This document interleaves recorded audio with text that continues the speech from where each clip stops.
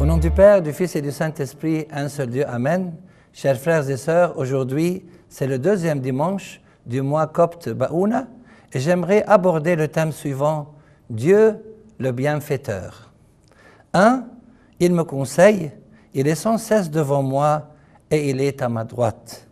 Dans le psaume de l'office de l'encens du soir, David dit « Je bénis le Seigneur qui me conseille. La nuit même, mon cœur m'exhorte. Je garde sans cesse le Seigneur devant moi.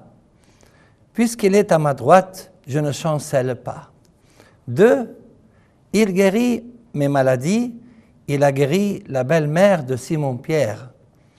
Dans l'évangile de l'office de l'encens du soir, s'étant penché sur elle, il menaça la fièvre et la fièvre la quitta. À l'instant même, elle se leva et les servit. Cette expression « belle-mère » en français est plus agréable que celle de « mother-in-law » en anglais, qui signifie « mère de par la loi ». Dans l'oraison des malades, le prêtre adresse sa prière à Dieu de la sorte « Ô médecin véritable de nos âmes et de nos corps, maître de toute chair, accorde-nous ton salut. » 3. Je le bénis, je le loue et je suis fier de lui. Dans le psaume de l'office de l'encens de l'aube, David bénit le Seigneur en disant « Je bénirai le Seigneur en tout temps, sa louange sans cesse dans ma bouche. Je suis fier du Seigneur, que les humbles écoutent et se réjouissent. » 4. Il a vaincu la mort afin de me sauver.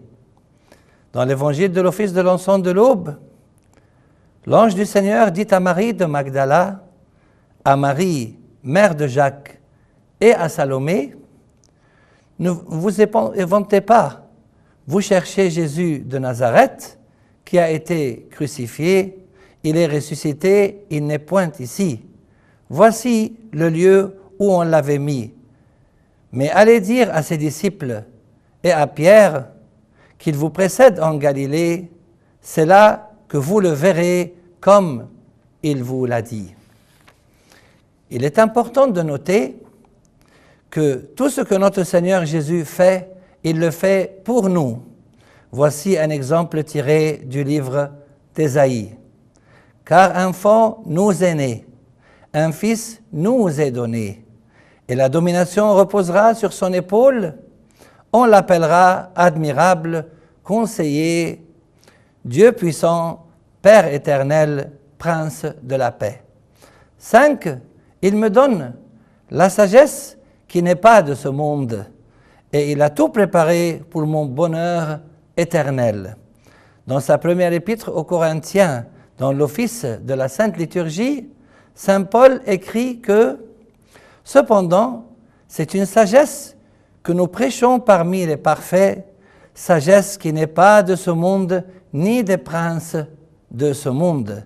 Nous prêchons la sagesse de Dieu, mystérieuse et cachée, que Dieu, avant les siècles, avait destinée pour notre gloire, sagesse qu'aucun des princes de ce monde n'a connue, car s'il l'avait connue, il n'aurait pas crucifié le Seigneur de gloire.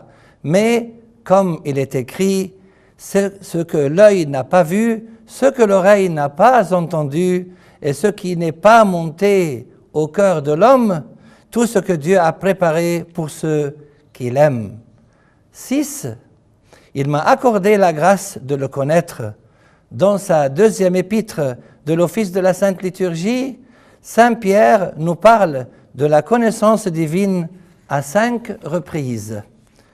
Que la grâce et la paix vous soient multipliées par la connaissance de Dieu et de Jésus, notre Seigneur, au moyen de la connaissance de celui qui nous a appelés par sa propre gloire et par sa vertu.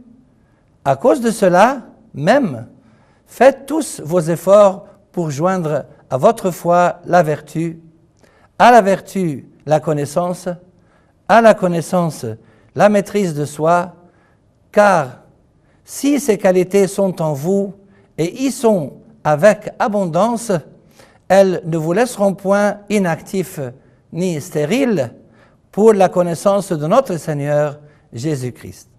Dans la Sainte Liturgie de Saint Grégoire, le prêtre adresse la prière à Dieu en lui disant « Tu m'as accordé la science de te connaître. » 7. Il nous permet de subir des tribulations afin que nous puissions entrer dans le royaume de Dieu. Dans le livre des Actes des Apôtres de l'Office de la Sainte Liturgie, Paul et Barnabé affermissent le cœur des disciples et les encouragent à persévérer dans la foi. Je cite, « C'est par beaucoup de tribulations qu'il nous faut entrer dans le royaume de Dieu. » 8. Il m'a appris à compter sur sa bonté et à jouir de son salut. Dans le psaume de l'Office de la Sainte Liturgie, le prophète David s'adresse au Seigneur « Moi, je compte sur ta bonté, que mon cœur jouisse de ton salut. » 9. Il m'a accordé la rémission de mes péchés. Dans l'évangile de l'Office de la Sainte Liturgie, le Christ dit au paralytique « Homme, tes péchés te sont pardonnés. » Le pardon des péchés est le plus beau cadeau que notre Seigneur puisse nous offrir. En conclusion, chers frères et sœurs, rendons grâce à notre Seigneur le bienfaiteur pour tous les bienfaits qu'il nous accorde et gloire à lui maintenant et pour les siècles des siècles. Amen.